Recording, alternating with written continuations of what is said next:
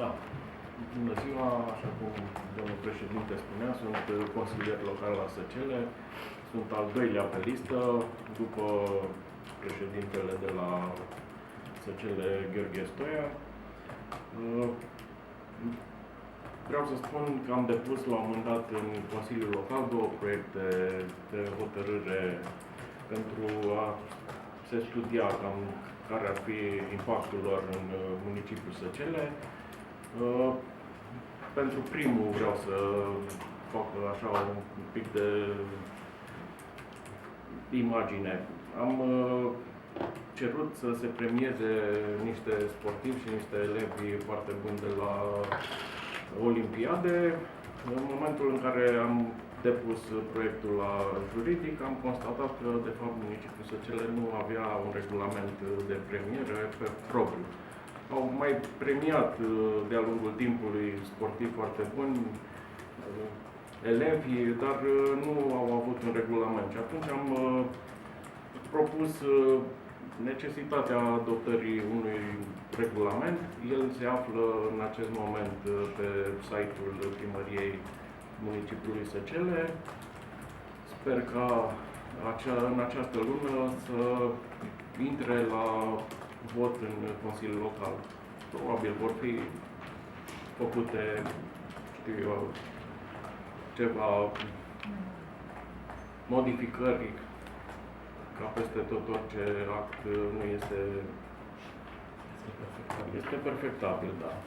Sperăm să treacă și să fie premiate, de fapt, cele două sportive care au rezultate foarte bune pe plan internațional. Pot să le și spun numele, dacă e vorba de Haralambie Daniela și Trâmbițaș Diana. Amândouă sunt săcelence.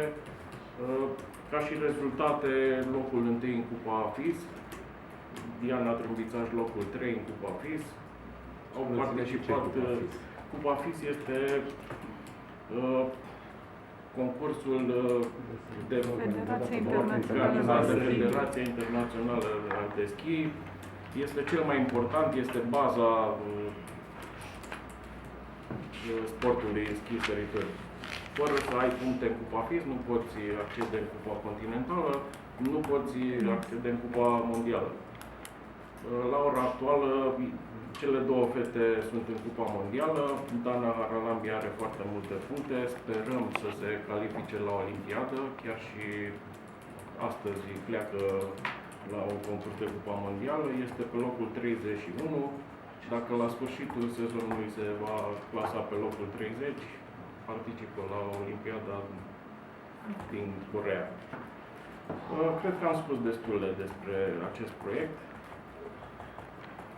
Am mai depus un memoriu tehnic, deci un proiect pentru trambuline. Știu că dacă vă aduceți aminte, era proiectul despre care domnul profesor Băilă vorbea încă din campania electorală, când dumnealui a candidat pentru mandat de consilier local la Săcele, ținând cont că a fost o discuție la Săcele, se construiască această trambulină în trecut și știți că foarte bine proiectul s-a realizat la Râșnov, este foarte bine că s-a realizat la Râșnov, dar este necesar să existe și la Săcele, ținând cont că majoritatea copiilor sportivi sunt din municipiul Săcele.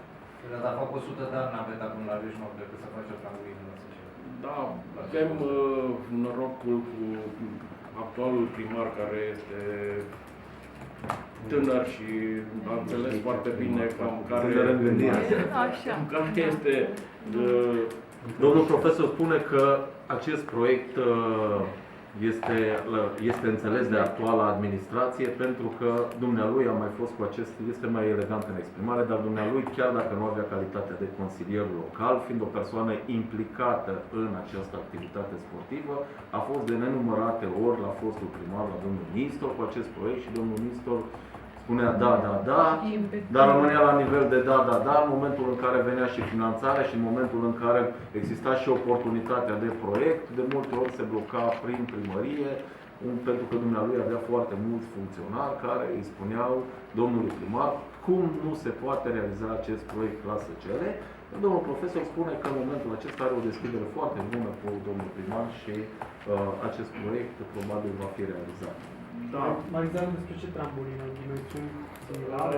Proiectul SF este chiar în fața mea, are vreo 70 și ceva de pagini, este cel vechi, făcut de firma austriacă. Cât de vechi? Este de vreo câțiva ani. Dar Pentru că la Săcele a fost propusă construirea acestei Domnul baze. profesor, câteva detalii. Unde e ca și locație, amplasament? Locația este aceeași pe fosta trambulină de pe Valea Largă de la Săcele.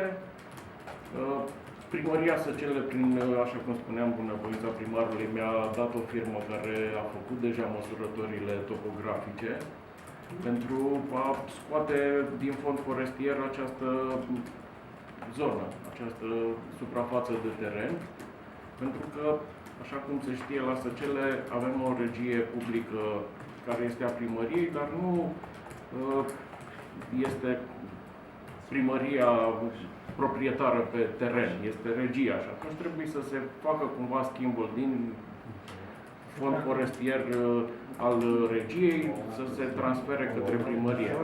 În momentul în care se vor face aceste lucrări și sper că se vor face cât mai repede, în acel moment va intra proiectul în desfășurare. Câte trambuline ar trebui să construiască? Proiectul conține 4 trambuline. Ar trebui să se facă cumva intermediare față de ce se află în acest moment la Râșnov, ca să fie cât mai bună piramida. Dacă la Râșnov este trambulină de 15 metri, la Săcele ne-am gândit la o trambulină de 10. La Râșnov e de 35, la Săcele să fie de 25. Să fie exact ca copilul să poată urca cât mai ușor pe aceste trambuline. Acum există, sau au fost construite de mult, sau nu există o construcție în acest sens la Săcela, foarte veche, nu poate fi folosită sau cum? Da. Mai există, dar nu sunt funcționale. Noi, în momentul în care am aflat că există posibilitatea de a se face acele trambuline noi, le-am cam părăsit pe cele vechi. Deși la Săcele a fost prima trambulină acoperită cu material plastic din țară.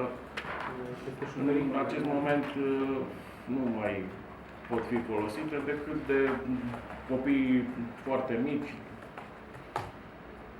Da. Cost. Costul sună destul de așa pe trambuline. Cred că la sfârșit ar trebui să nu mi-am bătut capul cu ele. Valoarea totală a proiectului 9 milioane de euro. Da, dar poate trebuia să începeți.